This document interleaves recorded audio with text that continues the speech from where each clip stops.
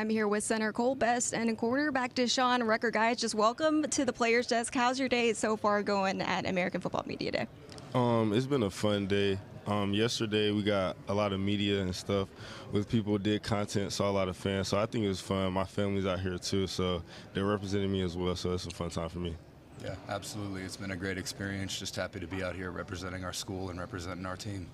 Well, Cole, I want to start with you. Let's jump right in. What is the vibe around this South Florida team, and what can we expect this season? Absolutely. So the vibe is that we're hungry, right? We're hungry this year, coming off of a 7-6 season with a 5 overtime bowl game win against San Jose State on Christmas Eve. So for us, it's taking that next step and closing the gap. For us, I definitely think a conference championship is in discussion, and you can expect a team that's hungry, that's going to go out there, and we're going to fight every day. Absolutely. And last season, you helped the Bulls run for 34 touchdowns on the ground, but you lost 3 of your top running backs last season. What is the offense shaping up to look like this season? So, yeah, obviously, you know, those 3 guys leaving. We have great new talent coming in with Cartavius Norton. I mean, he's been a great guy. He's meshed in the offense really well. We're building a bunch of depth at that position, so I think not a whole lot's going to change in terms of the rushing game, and I think we're going to be able to step right back up and be even more explosive as the year goes on. And then, Deshaun, for you, let's take a look at the other side of the ball defensively. Sure. What can we expect from the South Florida Bulls on the defensive side of the ball? We can expect a lot of aggression. So T.O. being in his 3rd year, I think he's come well equipped with what he has, bringing in a lot of new talent as well at the cornerback position and just everywhere around. So I think he's going to keep that aggressive style, send a lot of blitzes, and keep us men on the outside and let us go play ball. I mean, we got to start off and we got to talk about that tough non-conference schedule. How do you guys play through that toughness, and how are you both and this team, preparing for that and for that challenge? Right. I think Golish has prepared us phenomenally for this challenge. Every day, like strength and conditioning, player development, nutrition, all those things I think are the little details that help us win, but also handling success. So coming off that bowl win and coming in with the harder schedule, knowing we have those 3, and I think Boise State is a good way. I know they're coming with a chip on their shoulder, so it'll be a great. Yeah, for sure. We welcome competition. We want to play. We want to play the best of the best. You know, we have a lot to show. We got a really talented team, so I think opening up week 1 against Boise State will be a great opportunity on a national stage for us to show what we're made of, set the tone for the year. I feel like South Florida is always one of those teams that's just always so consistent. Now Coach Golish in his 3rd season. What do you guys hope to accomplish this season? Definitely a conference championship, no doubt. I know for Deshaun as well as me, going into year 5, it's been a long journey, and it's, something you dream of, and I believe we're capable of much more, but I would love nothing more than to be able to host that trophy up at the end of conference play and be able to show that, we're South Florida, we're tough, and we'll go toe-to-toe with anybody. Right. And how do you get there? I mean, it's one thing to say that you want to be there. Obviously, you guys have the fight, you have the hunger, but how does this team get there, and what have you guys been doing in the off season to get you there in this upcoming fall? I think the biggest thing is talking with player development, so going over last year. So a big thing we talk about is loving the process. So everybody looks at their end goal, but I think the process is the biggest thing. So once you love that process, you get game by game, and once you do that, I think you'll be the best version of yourself. And then obviously we got to talk about the quarterback situation. I mean, Byron Brown back and healthy, hopefully this season. But how was that adjusting to his injury last season and now having him back here for this upcoming fall? Sure. Obviously, anytime your starting quarterback goes down, it's not ideal at all. But we were very fortunate to have Bryce Archie as our backup, who he was, more than ready to go. He seized the moment. I didn't feel any drop off in terms of performance. He stepped up. He's always been a vocal leader. He's a great guy, and I thought that he did a great job, leading the team and kind of carrying us into the way that the season ended. I mean, and Cole, not only is he a leader, but you're a leader too. You've been a veteran on this team. Will you just talk about the weight that you feel as a leader for the Absolutely. I mean, it's every day. That's the first thing on my mind when I get out of bed is I got to be my best every single day for not only for my coaches but my teammates as well. And if I'm not giving 100% and I'm not ready to roll at any time of the day, I'm cheating everybody. So it's definitely an honor. It's definitely a weight to carry, but I welcome it. I embrace it, and I'm just honored to be seen as a leader on this team. And then, Deshaun, what about you? Do you feel that weight of leadership as you head into the season?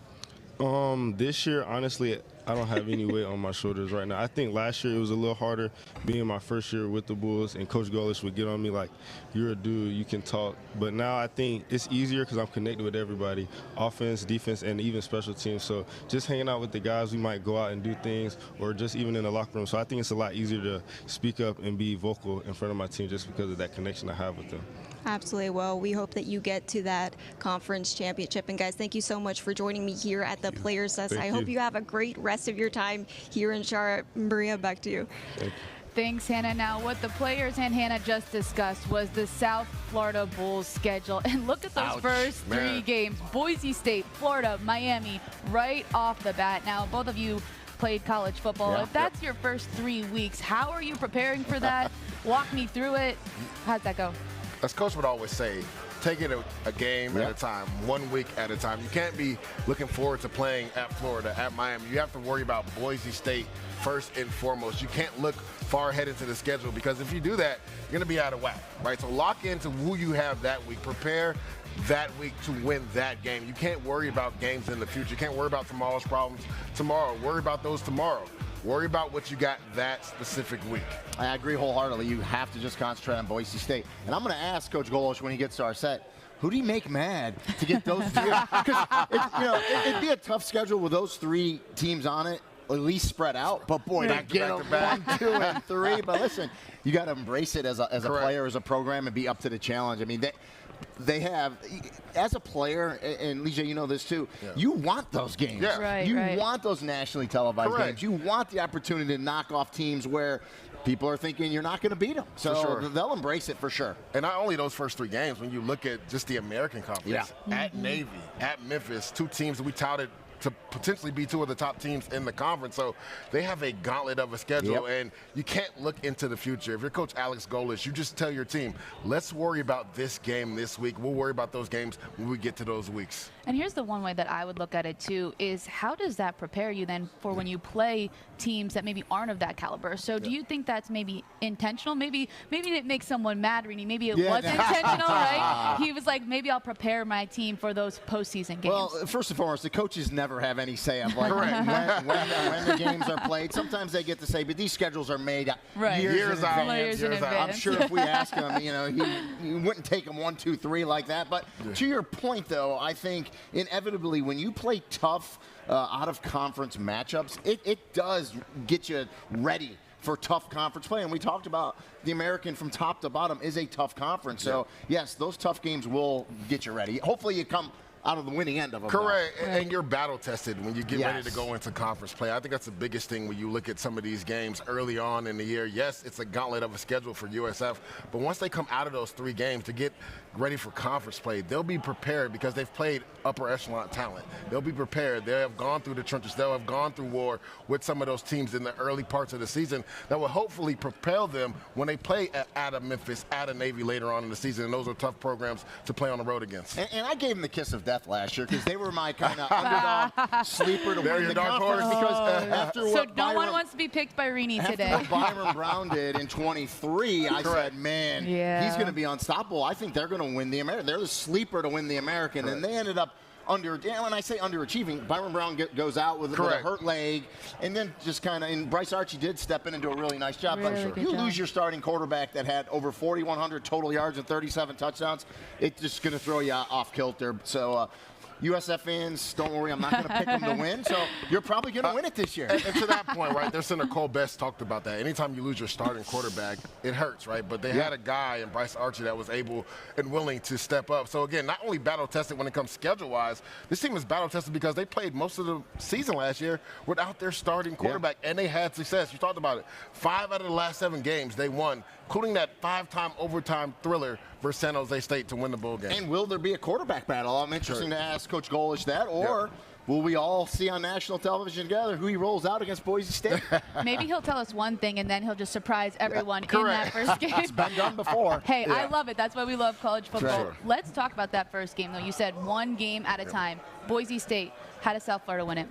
To me, you have to be able to take care of the football and not give up the explosive plays. Todd Orlando, their defensive coordinator, I thought he had a really good game plan the last 7 games of the season. Maybe besides that Rice game and San Jose State game, the defense played really well. Even the game I called versus Memphis, like that defense kept them in the game because that was Bryce Archie's first start. And you know this, Rennie, your first time going out there, more specifically at the quarterback position, there's gonna be some butterflies. You're gonna have some jitters about you, right? And Bryce Archie and the offense struggled a little bit, but that defense with Jalen Schuler and Matt Harris, they kept them in that game. So to me, right now, Byron Brown coming off the injury, you got some veterans on your defense. Lean on that defense early on in the season. And I think that was the frustrating thing for defensive coordinator Todd Orlando last year is because the defense showed glimpses of excellence, but it was like Jekyll and Hyde. Up and down, so they just need to fix that, and they'll be good. And then I called a Boise State game last year, so I saw them in person. They're going to do the same thing they did last year. They're going to pound the rock. They're going to run the ball. Their quarterback's back. They return a lot of guys, so you got to play great defense. But I think USF has to establish a running game, too. I know a lot of people say that, but they lost their top 3 running back. They got Norton, I believe, from Charlotte. He also had time at Iowa State, so they can plug him in there as well. But they got to establish the run. We'll talk more about the run game later, and we'll also discuss defense with head coach Alex Golesh. And, Lijay, I know you love to talk defense, so let's break down a little bit of that South Florida defense right now. You already mentioned Schuler and Harris, but what else has stood out to you about those Bulls? A guy that was just on the stage right there, Deshaun Rucker. I called that Memphis game, and he played out of his mind that game in regards to having sticky coverage, but then also being a physical guy in run support, coming up and tackling the running back when he was called upon. You see right here the effort from the defensive line, like coming at you in bunches. And when I talked to Todd Orlando, that's what he really wanted to emphasize with this defense. And they went out there and played hard. That's the one thing I will say on tape. You never really saw guys loaf. Now, they did give up explosive plays, but a lot of that could be mental errors, right? But the effort was there. You see Jalen Schuler, who we just talked about, probably one of the better linebackers in the American Conference. So, again, a lot of veterans on this defensive side. Byron Brown working back his way from injury. You got some new playmakers on the offense you're trying to work in. I think they can lean on this defense early on in the season. The South Florida Bulls have seen success each year under the leadership of Alex Golesh. He enters his 3rd season at the helm after very 2 promising campaigns in 2023 and 2024. He's gone to and won back-to-back bowl games, and him and his team will look to do more of the same in 2025. We're back here in Charlotte at the American Football Kickoff. I'm Maria Tribal Peace alongside Rini Ngolia, Lijay Douzable, and the head coach of the USF Bulls, Alex Golesh. Coach, thank you so much for joining us today. We just spent a lot of time talking about your first 3 games on your schedule, and so how do you get your team ready to play some of those top non-conference opponents? Yeah, I think what's awesome about it is when we got back in January, because that's when it starts. I mean, that's when the foundation starts to get laid for this season. There's been a heightened sense of awareness, heightened sense of readiness. It's so easy to say, man, like August 28th, you got a top 4 seeded playoff team coming into Tampa, coming into Ray J. What are you going to do today? And so I think it's allowed us to really point to it. And I'm not huge on pointing ahead too much at all, actually, but it's been easy. It's been in the back of their minds. And I think what's awesome, and it's not just a recruiting pitch, but as a competitor, if you're recruiting the right guys and that culture in that locker room is right, man, don't you want to come play the best teams in the country and be on display? And you look at the last 2 years for us as we've started to try to figure out what we are, what our identity is, how do we win football games?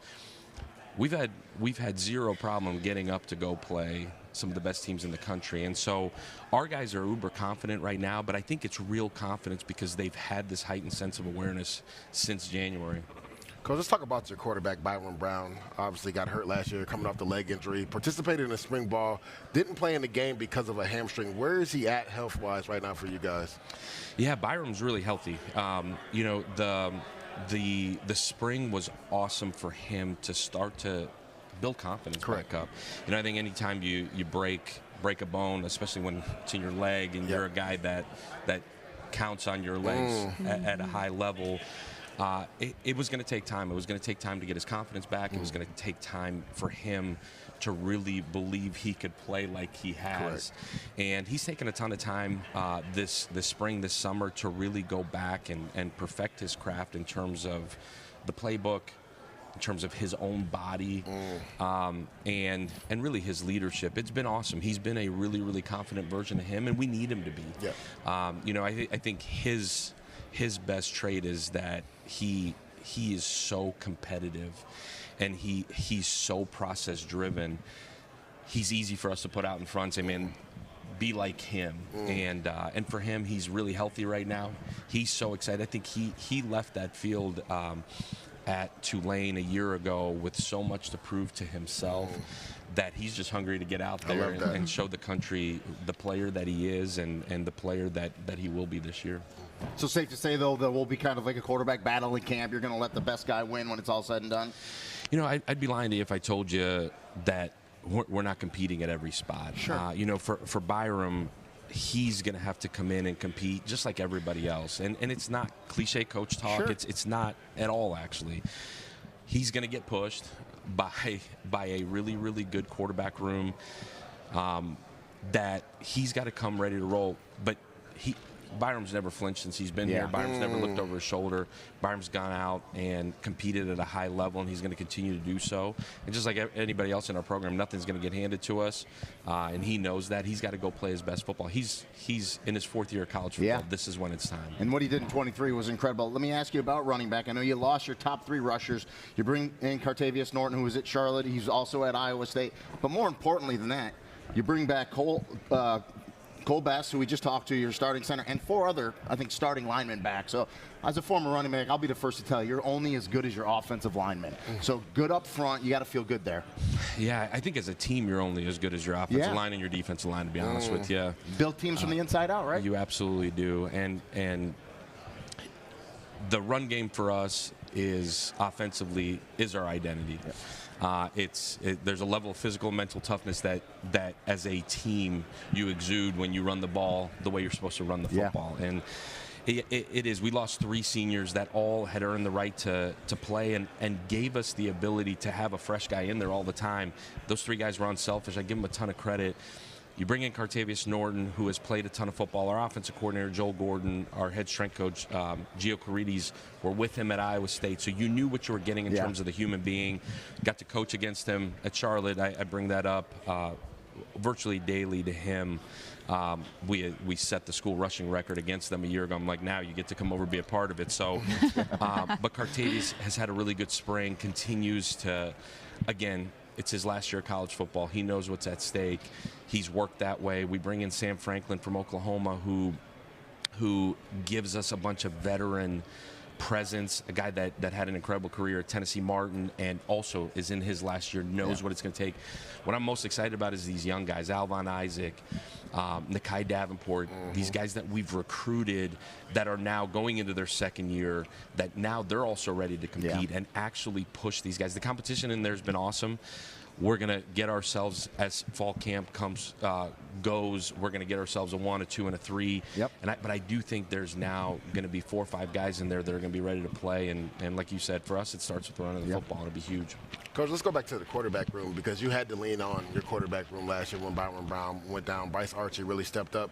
Just talk about 2 of the younger players that are potentially going to back him up, Marcellus Tate, and then also Lachlan Hewlett, who actually had a really good spring game, right? I believe he was 10 of 11, went for 110 yards and 3 touchdown passes. What have you liked for those 2 young guys that are sitting behind Byron right now? Yeah, hit on Bryce. Bryce got drafted by the Reds last week, and we're all really excited for him. He ended up making a decision to sign, and he's gonna spend the fall in Arizona, getting himself started on his professional career. And at the end of the day, if we are who we say we are and we say we're here to help these guys go reach their goals and dreams, I'm so excited for Bryce and his family and his opportunity. So you end up with a room that loses a guy that's played a ton of football, started 8 games. We brought in Gaston Moore, who just joined us this week, who came from the University of Tennessee, I had him at Tennessee for 2 years. I was with him at UCF for a year. So really familiar with him, but more so he's familiar with our system. I think he gives you the ability to go compete almost right away. At least it's not all brand new to him. And then you said Locke. Locke is a young man that we've been on for a long time that came in January and kind of came in on a mission. And it's been awesome for him to learn from a Byram what process really looks like day in, day out. It's been awesome for him to go compete and have a really good spring game to where now he's got this really cool confidence about him. And in my time, we've had some young quarterbacks come in and play and do an incredible job. And so I think in his mind, he's going through it where, I got to get myself ready to roll. And he's done a really good job. We've been hard on Locke because we know the ability that he has both on the field and in terms of his leadership off the field. And then you got Marcellus Tate, who's going into year 3 in our program, and now it's time. It's time. And so those guys will compete through fall camp. I'm excited to see them compete. It's a bunch of really cool personalities in there. Those guys want each other to get better. And like you said, last year we had to lean on it. We'll knock on whatever piece of wood we got up here. Don't knock too there you hard, go. Don't knock too hard. I got the memo there. We'll break Coach, the desk. I want to ask you one last question, kind of a 30,000-foot view of the program. A lot of people don't realize USF, you're only 29 years old as a program. It's a very young program. You got a brand new on-campus stadium. I think it'll be ready in 27.